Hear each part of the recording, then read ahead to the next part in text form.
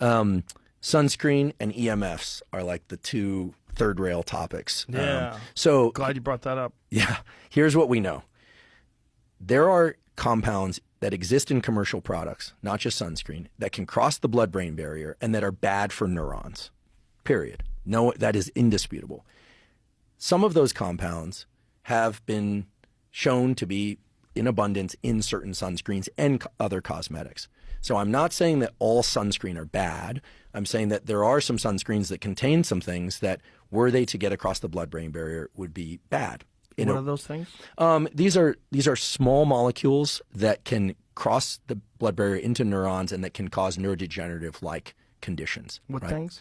Well, these are typically associated with triclosans and some of the other things that are shown to be in certain detergents and soaps. Like they're detergents and soaps that are now off market because they contain some of these very small molecules related to triclosans and related products.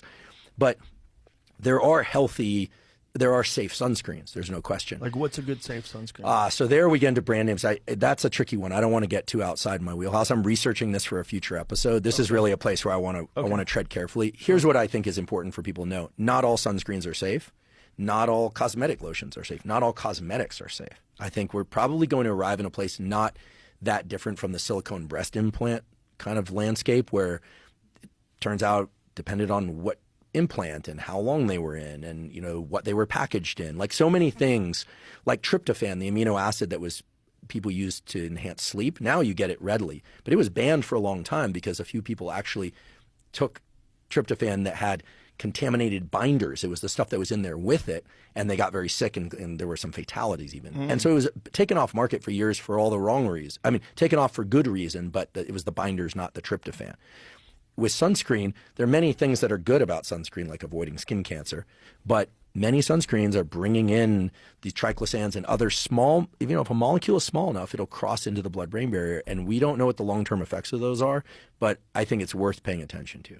Similarly, and I used to teach this in a big undergraduate course, if you look at the data on EMFs and you look at the data on cell phones, you will find animal studies that show that if you put a cell phone under a rat's cage, or a litter of rats' cages, and two separate studies, you'll find dramatic decreases in testosterone in some studies, and you'll find subtle increases in testosterone in others. I don't know what the effect is or how it's working, but clearly there needs to be an exploration of this. And clearly it's going to be a really inconvenient thing to do that, right? I mean, I use the earbuds. I use the earbuds, but nowadays I sort of wonder, should I maybe use the wire things more? I've been using the wired ones more. Yeah. Yeah, because I'm chicken shit. I'm hearing things. Well, but I don't know what's real. People start freaking out about EMFs. I'm not sure if they're right or if they're tinfoil hatting it. Yeah, and I'm in the same boat. And I'm sure that some of my colleagues, the moment we say, EMFs and sunscreen, people are going to freak out. And yet I will go on record saying that some of the very scientists who say, don't even worry about this, they're some of the most unhealthy looking people I've ever seen. Yeah, so they're not really incentivized to get it right, nor am I a conspiracy theorist. But here's my wish, is that we look at everything and we look at it objectively, and that we take into account that there are some animal data that point to the fact that getting these EMFs in close proximity all the time might not be the best idea. There's certainly some kind of an effect. It depends on the individual and the dose and a lot of stuff. But what you're saying about scientists is an issue as well. There's certain people that they're talking about things that affect your health, and they're clearly unhealthy.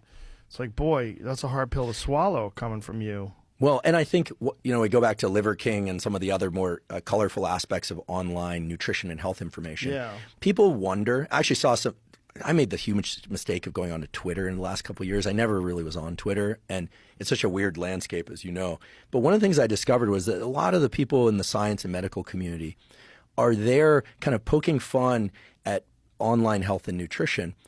And they wonder why. They're sort of like, how is it that this person has millions of followers and so on? And the reason is actually because they're doing such a poor job of communicating health information in a meaningful, clear, and actionable way. And so it provides this enormous opportunity for someone to just show up and kind of just say whatever and grab a huge audience. But let me push back against that, because they're just, how would someone who's a legitimate professor make some kind of an impact online. Come on my podcast. But that's maybe the only way. Like, you'd have to find an established portal, Sure. or create your own, and that's a long, laborious task of building up an audience and providing them with good content, and hopefully getting on a podcast where people like have a large audience and an appetite for that kind of a thing. Or more realistically, go on your podcast. I mean, that's what I was saying. I mean, really. yeah. I mean, I think that Yeah. what